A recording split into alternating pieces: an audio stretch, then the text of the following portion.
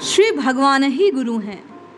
पूज्य भाई जी ने अपनी पुस्तक शांति कैसे मिले के एक लेख में एक जिज्ञासु साधिका बहन के प्रश्न का समाधान करते हुए पत्र के उत्तर में लिखा कि भगवान ही सबके गुरु हैं, इसलिए यत्र तत्र सर्वत्र भटकने की कोई आवश्यकता नहीं।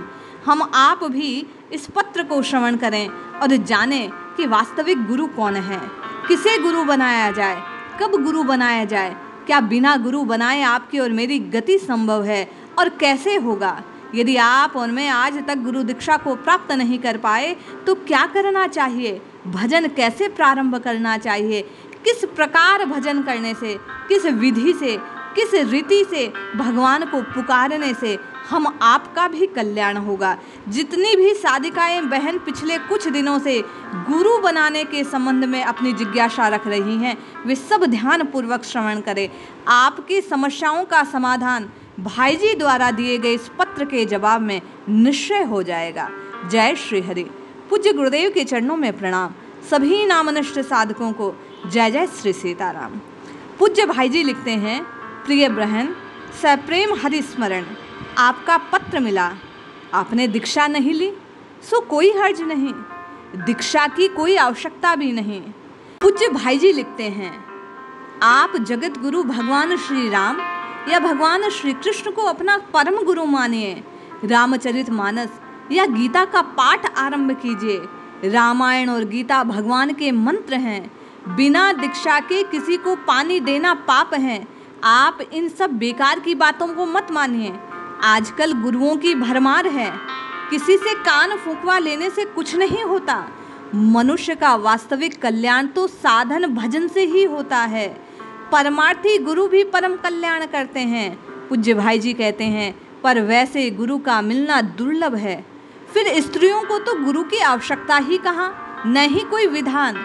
सधवा के लिए पति ही गुरु रूप है और विधवा के लिए परम पति भगवान परम गुरु है। आजकल देखा जाता है कि बहुत सी भोली स्त्रियां गुरुओं के फेर में पड़कर घर परिवार में भयंकर अशांति कलह का वातावरण कर देती हैं, शास्त्र विरुद्ध आचरण करती हैं। इसलिए भाई जी कहते हैं, मेरा मत यही है कि स्त्री को भगवान को गुरु मानकर नित्य प्रति रामायण और गीता के पाठ में अपना मन लगाना चाहिए, हरिनाम का उच्चारण करना चाहिए। इसी से उनको आनंद और कल्याण प्राप्त होगा। पुरुष जाति बहुत आजकल विचित्र हो गई है, उससे सावधान रहने पर ही लाभ होगा। पूज्य भाई जी कहते हैं, आप श्री रामचरितमानस का पाठ करें सो बड़ी अच्छी बात। माला पर नाम से जप से डरने की क्या आवश्यकता। ज्यादा नाम लेने का अभिमान हो जाएगा। डर से जप न करना तो बड़ी भारी भूल है। भाई जी कहते हैं, नाम जप करने से चित्त के दुर्गुणों का नाश होगा, सद्गुण अपने आप आएंगे। अभिमान से जरूर बचना चाहिए, पर भजन से कभी हटना नहीं चाहिए। भगवान के नाम की शक्ति पर विश्वास कर निश्चय करना चाहिए कि नाम जप से मेरे मन के अभिमान आदि दोष उत्पन्न नहीं हो सकते, वरन मेरे मन में जो पहले से उत्पन्न दोष हैं वे नष्ट हो जाएंगे। नाम का बड़ा प्रताप है। भगवान नाम से सारे पाप सहज नष्ट हो जाते हैं और श्रद्धा पूर्वक नाम लेने पर तो असंभव भी संभव, अमंगल भी मंगल रूप बन जाता है।